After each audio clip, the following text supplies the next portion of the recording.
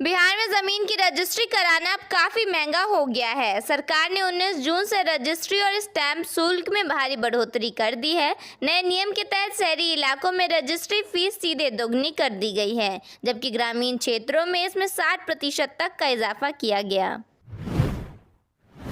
पटना में सीएनजी बसों को जल्द ही इलेक्ट्रिक बसें रिप्लेस करने वाली हैं। टोटल 100 इलेक्ट्रिक बसों को चलाने का फैसला लिया गया है। बिहटा, बिहार शरीफ और हाजीपुर जाने वाले लोगों को भी फायदा मिल सकेगा। इस तरह से पटना को ग्रीन ट्रांसपोर्ट की सौगात मिल सकेगी। छपरा और दिल्ली के बीच सुपरफास्ट एक्सप्रेस ट्रेन को हरी झंडी दिखाई गई थी। अब 28 जून से इस ट्रेन का नियमित परिचालन शुरू हो जाएगा। पूर्वोत्तर रेलवे की ओर से ट्रेन की टाइमिंग और रूट भी जारी कर दिया गया है। मुजफ्फरपुर के मोतीपुर औद्योगिक क्षेत्र में 39.42 करोड़ रुपए के निवेश से 4 नई फैक्ट्रियां स्थापित होंगी। Water bottling, furniture, electrical device और मिनरल वाटर यूनिट को मंजूरी मिली है, जिससे उत्तर बिहार में रोजगार के अवसर बढ़ेंगे।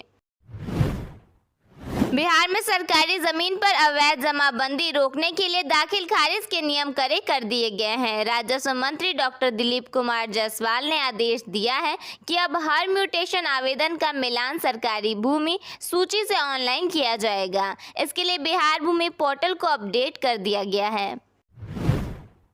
बिहार में विकसित भारत गारंटी फॉर जॉब एवं आजीविका मिशन योजना लागू की जा रही है। इस नई योजना के तहत राज्य के अकुशल श्रमिकों और जीविका दीदियों को हर वित्तीय वर्ष में 125 दिनों के रोजगार की गारंटी मिलेगी। इसके लिए केंद्र सरकार ने 6,715 करोड़ का अंतरिम बजट जारी किया है। नीट यूजी 2026 पुनर्परीक्षा के दौरान लखीसराय में बड़ा फर्जीवाड़ा सामने आया है। प्रशासन ने 3 परीक्षा केंद्रों से 9 फर्जी परीक्षार्थियों को गिरफ्तार किया है, जो असली अभ्यर्थियों की जगह परीक्षा दे रहे थे। बायोमेट्रिक एजेंसी के 7 कर्मी भी हिरासत में हैं। पुलिस अंतर्राज्यीय सॉल्वर गैंग की जांच कर रही है।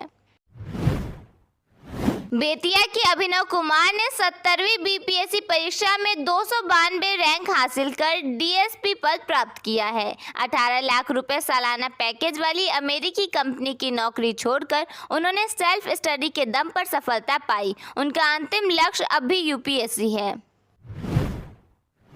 नेपाल के पहाड़ी इलाकों में लगातार हो रही बारिश का असर अब बिहार में दिखने लगा है। कोसी नदी का जलस्तर तेजी से बढ़ रहा है। कोसी बराज के 11 फाटक खोल दिए गए हैं और जल संसाधन विभाग अलर्ट मोड में आ गया है। तटबंधों पर चौकसी बढ़ा दी गई है। 21 जून को नीट की दोबारा से परीक्षा ली गई। ऐसे में एक बार फिर परीक्षा में फर्जीवाड़ा सामने आया। बिहार के लखीसराय से 9 लोगों को गिरफ्तार किया गया है। इसके साथ ही 40 से ज्यादा लोगों को हिरासत में लेकर पूछताछ की जा रही है। ऐसे में पुलिस अब पूरे नेटवर्क को खंगालने में जुट गई है।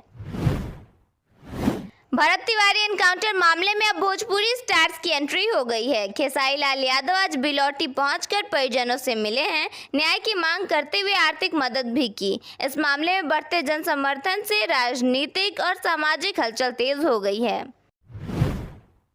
भागलपुर के नवगछिया में गाय बकरी पालन ऋण के नाम पर 100 महिलाओं से 10 लाख से अधिक की ठगी हुई है। 5 आरोपी गिरफ्तार हुए हैं, लेकिन मास्टरमाइंड अभी भी फरार है, जिससे पीड़ित महिलाओं को अपनी राशि वापस मिलने पर संदेह है। नीट री एग्जाम में रविवार को जयपुर के एक परीक्षा केंद्र में 22 साल की छात्रा अंडरगारमेंट में मोबाइल छिपाकर परीक्षा हॉल में पहुंच गई। डीसीपी जयपुर पश्चिम प्रसाद किरण ने बताया कि छात्रा पेपर की तस्वीर खींचकर चैट जीपीटी से पेपर सॉल्व करवाना चाह रही थी। पुलिस ने सोमवार को छात्रा को कोर्ट के आदेश पर न्यायिक हिरासत में जेल भेजा है। अमेरिका के वित्त विभाग ने ईरान के तेल उत्पादों पर लगे प्रतिबंध को हटा लिया है। अमेरिका ने यह प्रतिबंध अगले 60 दिनों के लिए हटाया है। वित्त मंत्री स्कॉट बेसेंट ने एक्स पर इसकी जानकारी दी है। आम आदमी पार्टी के संयोजक अरविंद केजरीवाल ने सोमवार को सोशल मीडिया प्लेटफॉर्म एक्स पर लिखा, अयोध्या श्री राम मंदिर में चढ़ावा चोरी से हर सनातनी बेहद दुखी है। शुक्रवार को मैं दर्शन के लिए श्री राम मंदिर जाऊंगा। इससे पहले रविवार को केजरीवाल ने आरोप लगाया था कि राम मंदिर से करोड़ों रुपए के चंदे की चोरी हो गई, लेकिन इस पर अब तक कोई एफआईआर नहीं हुई है। आरा के नवादा थाना परिसर में शॉर्ट सर्किट से अचानक आग लग गई, जिससे माल खाने में रखे पुराने सामान और कुर्की जब्ती के दौरान जब्त किए गए कई सामान जलकर राख हो गए। दमकलों की मदद से आग पर काबू पा लिया गया और कोई जनहानि नहीं हुई। भरत तिवारी केस में एडीजी ने माना है कि पुलिस से गलती हुई और मामले को ठीक तरीके से हैंडल नहीं किया जा सका। लापरवाही के आरोप में एसएचओ, 2 एसआई और 1 एएसआई साथ में कांस्टेबल को सस्पेंड कर दिया गया है। वहीं भरत एनकाउंटर मामले में सुप्रीम कोर्ट में सुनवाई हुई, जहां जज ने मामले को रजिस्ट्रार के समक्ष मेंशन कराने को कहा।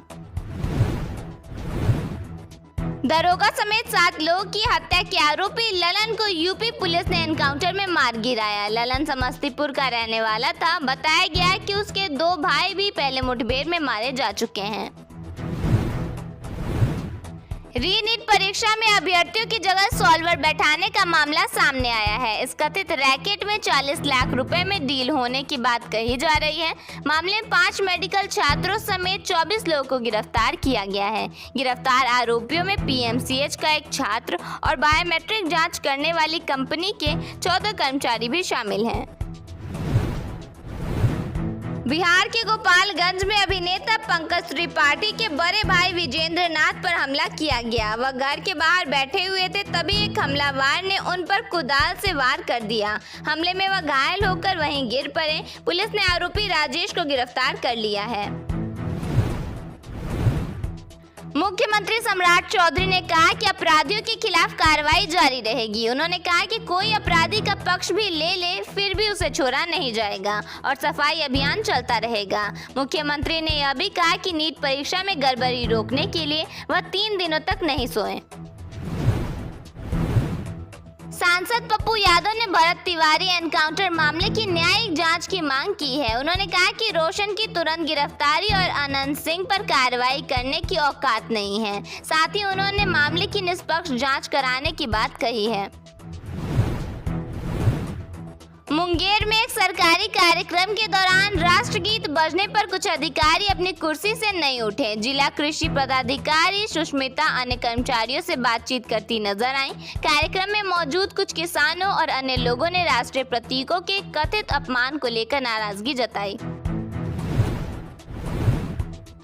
क्रिकेटर आकाशदीप ने अपने तिलक समारोह में सिंगर्स के साथ डांस किया। समारोह के लिए 10 लाख रुपए का पंडाल तैयार किया गया। मेकअप आर्टिस्ट दिल्ली से पहुंचे थे। जानकारी के अनुसार 24 जून को अक्षिता राज के साथ उनका विवाह संपन्न होगा।